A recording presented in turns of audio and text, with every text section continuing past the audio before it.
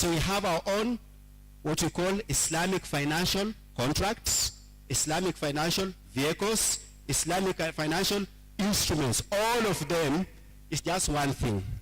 So all of us must go and start studying what is Islamic financial instruments. There are more than 40. Thank you so much. Due to time, we will have interest to listen to the 40, but the time will not permit us. Due to time and our mobile phones are reminding us of Salatul Asr, we will not be able to continue with the question and answer section.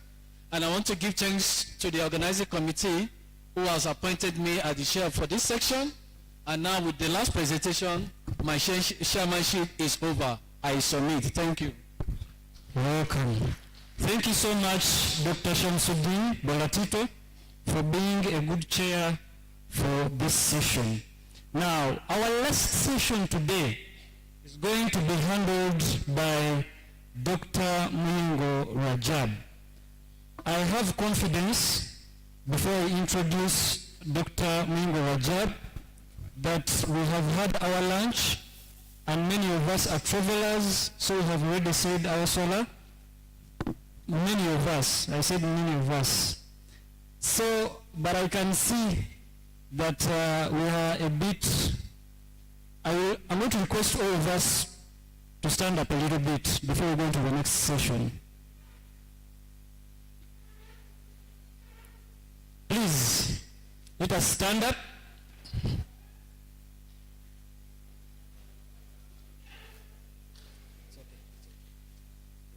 Let us stand up. Let us stretch.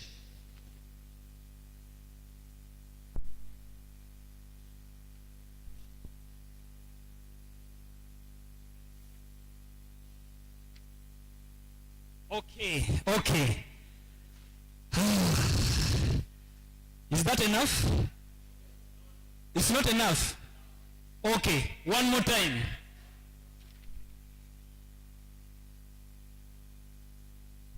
Let us try to stretch until we touch the ceiling.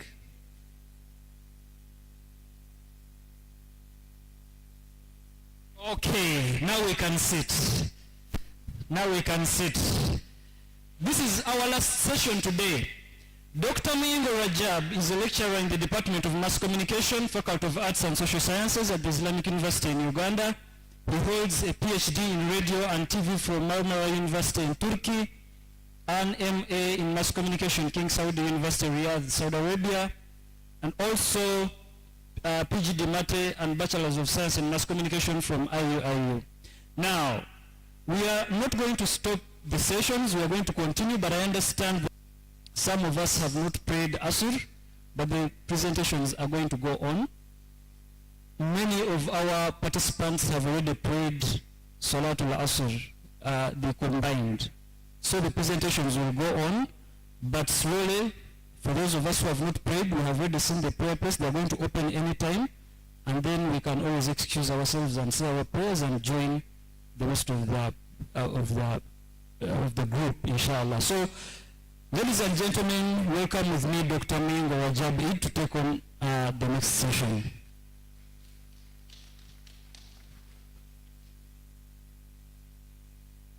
Thank you so much.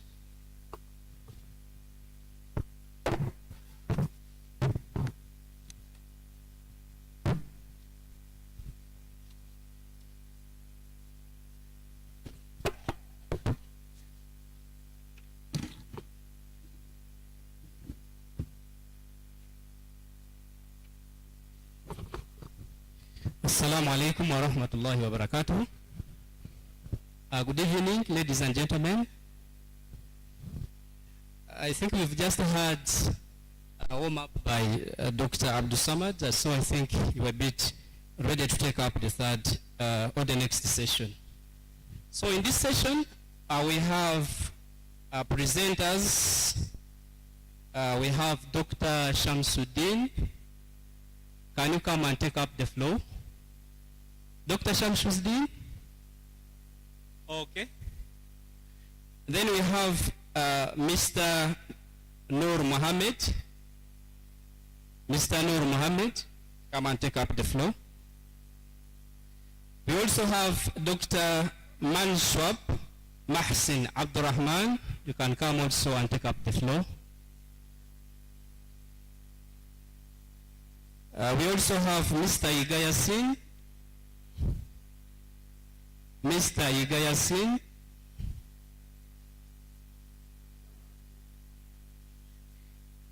And then we have also Professor Umar Kasule, who is not here with us physically, but will be with us online. So,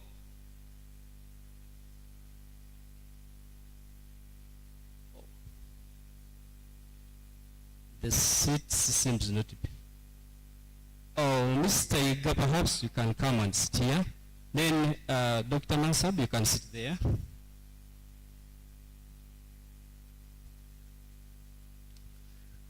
All right. With us in front, we have our speakers who will be presenting this afternoon. To start with, we have Dr. Shamsuddin Bolatio Aina Obe. Is that how you spell your name, sir? All those. Excellent. Dr. Bolatito is a lecturer at the Department of Public Administration, Faculty of Management Studies at Islamic University in Uganda. Dr. Bolatito holds a PhD in Public Administration from Sudan University of Science and Technology and MSc from the same university. He also holds a bachelor's degree in Political Science from the University of Juba Khartoum campus and a diploma in Arabic and Islamic Studies from Sulaiman College of Arabic and Islamic Studies. Before joining IU, he was Director of Administration, Research and Training at Sheikh Abdullah Makki Center for Training and Reformation of Thought in Khartoum, Sudan. Interestingly, he's married with children, although the number of children and wives is not disclosed. Therefore, dear participants, let us put our hands together to welcome our presenter.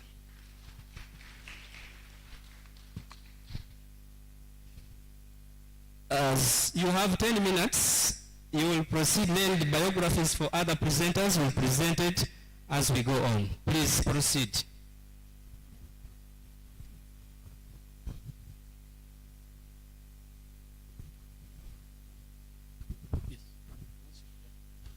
بسم الله الرحمن الرحيم أعوذ بالله السميع العليم من الشيطان الرجيم بسم الله الرحمن الرحيم الحمد لله رب العالمين. I will be presenting on the relevance of Ibn Khaldun educational thought in the contemporary world, a discourse.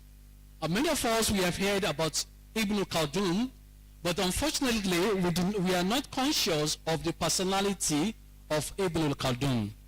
Due to time factor, I will not be able to go into the deep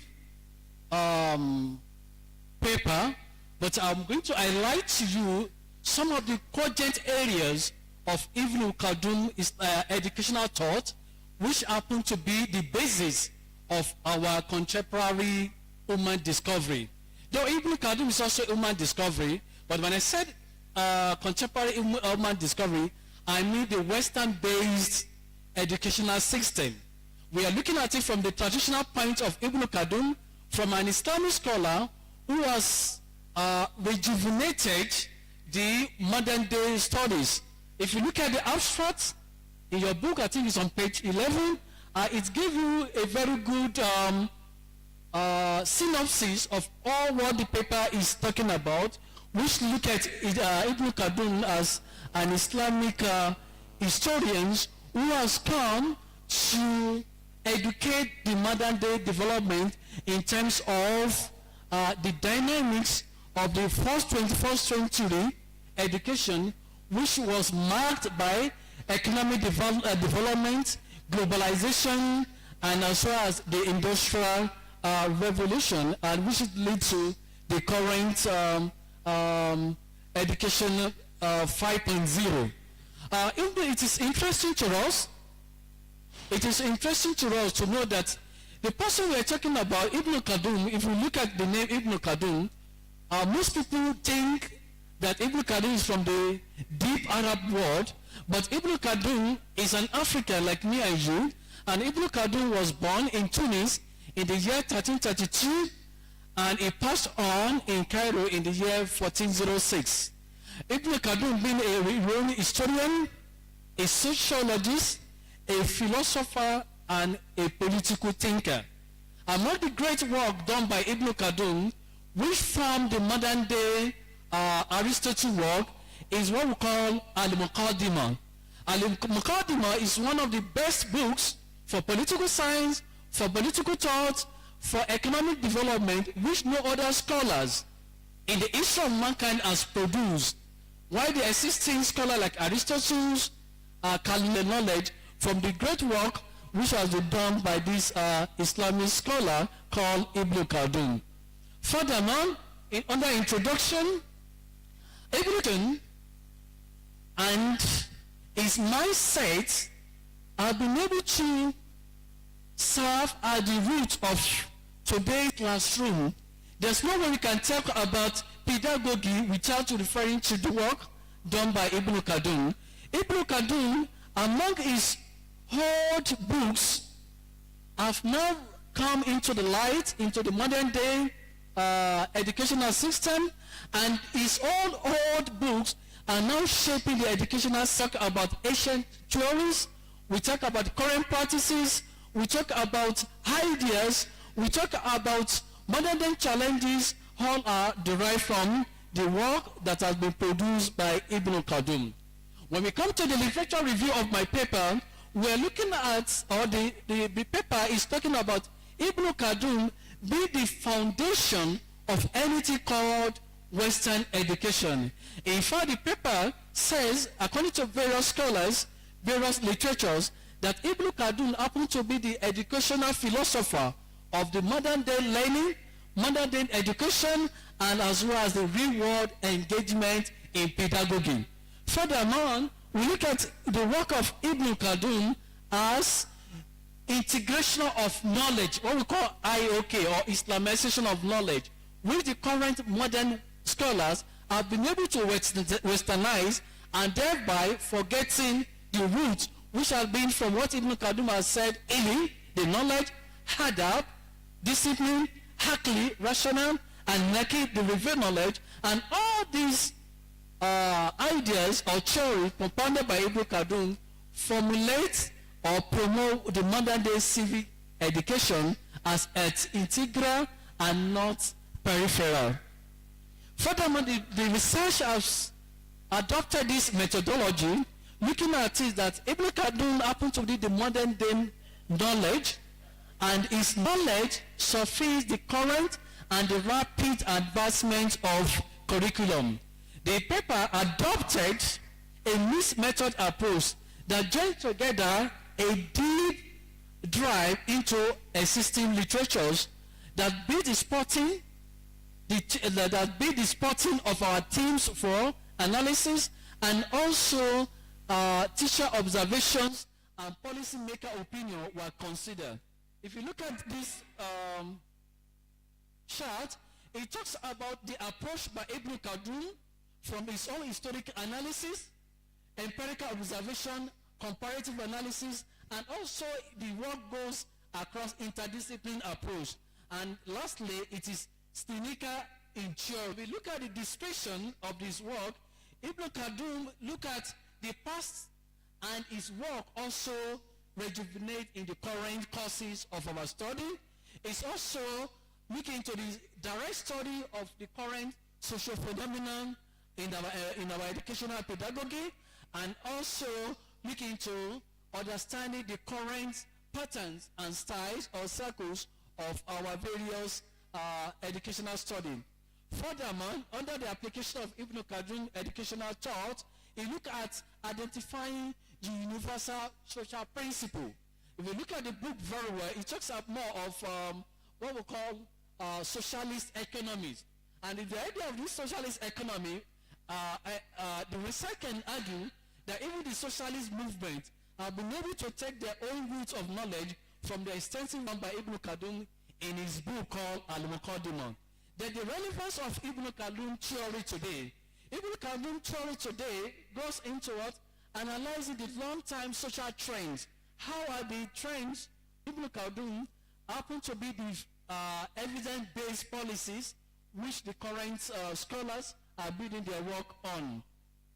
If you look at relevance of Ibn Khaldun educational in the contemporary education, he aligned his own research or his own thinking, his own thought with student-centered learning, which are currently active in whatever educational basis we call pedagogy. Furthermore, the work of Ibn Khaldun also offer insight into curriculum reform in the cultural context. Like today, the previous speaker have been talking about curriculum reformation. There is no way reformation that will come when it comes to education without going back to the idea of Ibn Khaldun. Furthermore, Ibn Khaldun theory of contemporary education also look into ethical grounding and civic responsibility into our educational system. If you go back to the book of Ibn Khaldun, in the Al-Muqaddimah, it's talking much about the morals, it's talking about the economy, it's talking about social integration, and also talking about more of economic. Furthermore, the work of Ibn Khaldun also work on the streets, watching movies, and how these can help in the area of the current pedagogy approach we have in our various classrooms. Dr. Shamsuddin, some 2 minutes left. Thank you. When we look at the gap and the challenges, we found out that there is still not enough empirical studies to validate Ibn Khaldun modern education methods.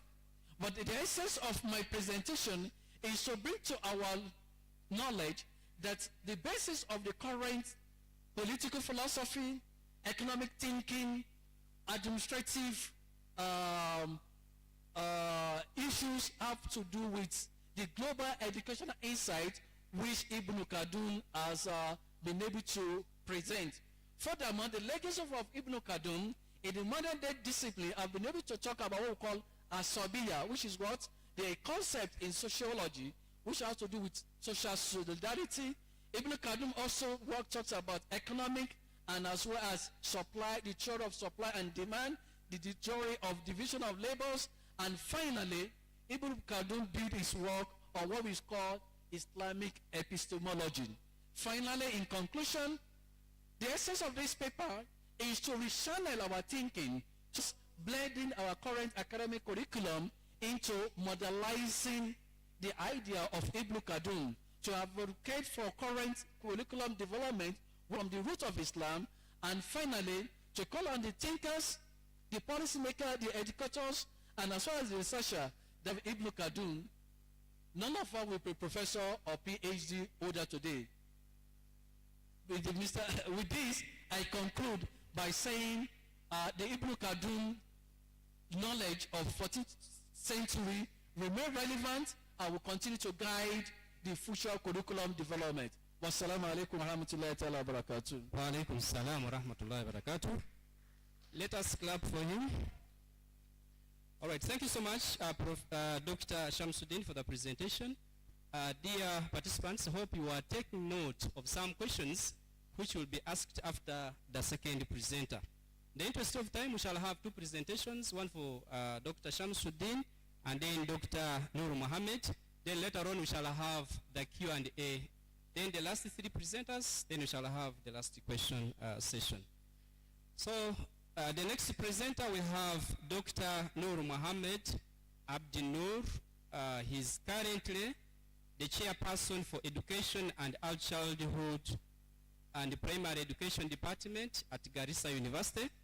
He's a former dean of students and graduated from IIUM Malaysia with a PhD in Education, Guidance and Counseling, made Counseling and Guidance, IIUM, and a BA Islamic Sharia from the Islamic University of Medina, that is Kingdom of Saudi Arabia. Let us put our hands together to welcome our presenter. Please, our presenter, be guided, you have 10 minutes. You will be alerted at the 8th minute, then you keep time as required. Please proceed.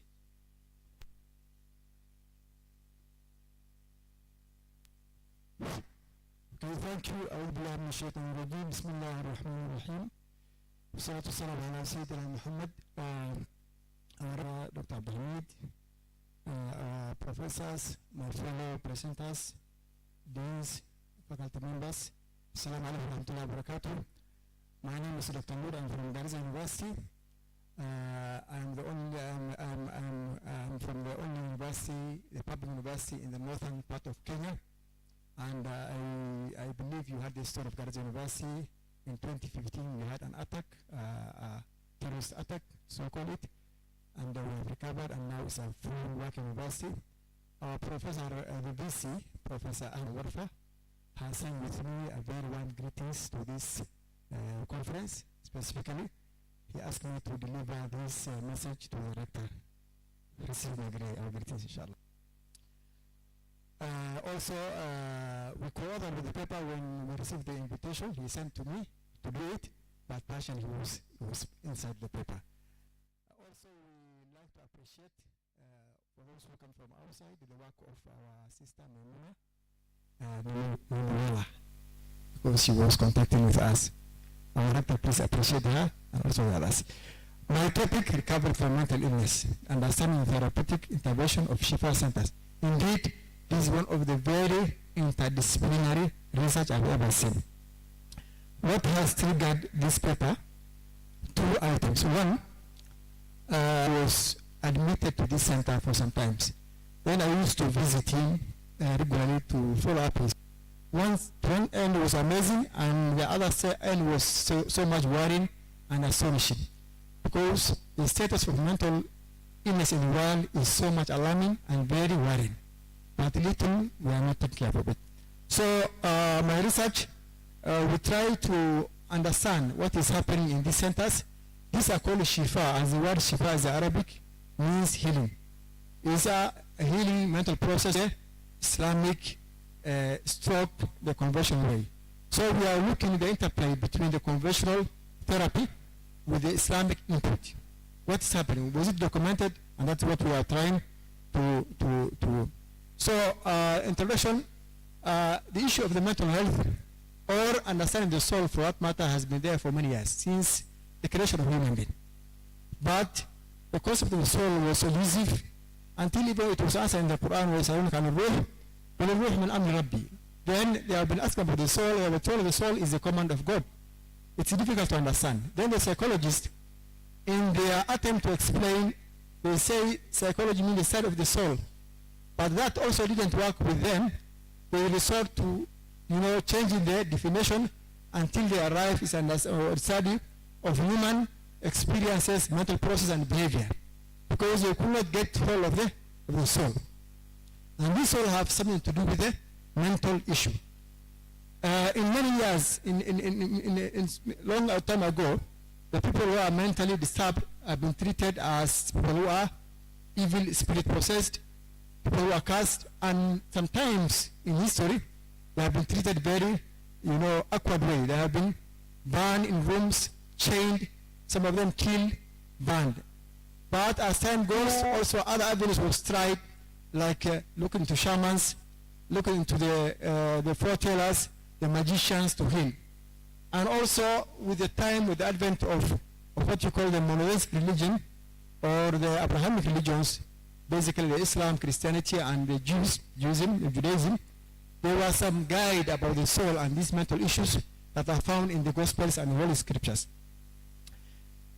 For example, in the Quran, there is a guide or insight how we try to understand the soul.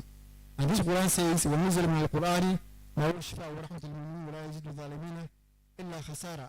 And we send down of the Quran that which is healing and must those who believe. So this ayah literally is telling us, please find Shifa in the Quran. It is there. It is us to dig deep into it, understand, and find a solution there. In the hadith narrated by Ibn Abbas, the Prophet ﷺ used to seek refuge in the name of Allah for Hassan and Hussein. These are grandchildren of the Shaitan Wahama wa Lama, the bad eye, and also the touch of the of the shaitan. That also shows the spirituality of the religion. There is some sort of treatment or cure, or for that matter prevention from this kind of disturbance of illness. If we also cite from the other end, the Bible, the Exodus 23:25 says, "Worship the Lord your God, and His blessings will be on your food and water. I will take away sickness from among you." That also suggests there are some aspect of healing in the Gospels. We are not saying the Gospels is 100% like a Quran, but definitely there's a lot of truth also in it. Okay. What's the status of the mental health in the world?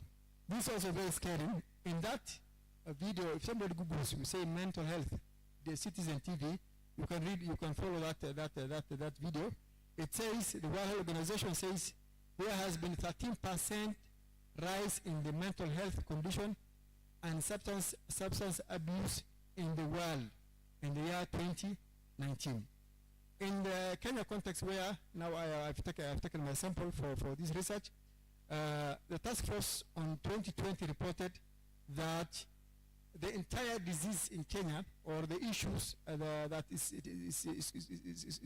is covered in the health ministry or the department, 13% arise from psychosis or mental health issue. That's a very significant percentage of mental health issue, and this include now depressions, substance disorders, bipolar disorders, schizophrenia, and many other mental health issues. The purpose of this study is to shed light on the therapeutic process and practice utilized by Shifa centers in Garissa County, and that's where I have sample. The research will closely look into the interplay of the conventional mental health practices and spiritual oriented interventions. Shifa, we have said, Arabic word means getting healing.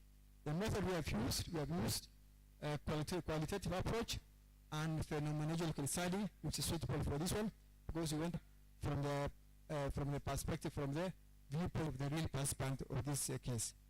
We have collected data using in-depth interviews, including medical practitioners. There are several nurses. We had a psychiatrist, one psychiatrist who is a consultant, but we tried to reach him, but we could not. But we get information from his juniors, the medics who are there. These are clinical officers and nurses. Also, I have interviewed spiritual chef who is working in that centers, and also some other staff like administrators and wardeners. We analyze the data using phenomenological, interpretive, and conceptual analysis. Result. This is now very important part of the research.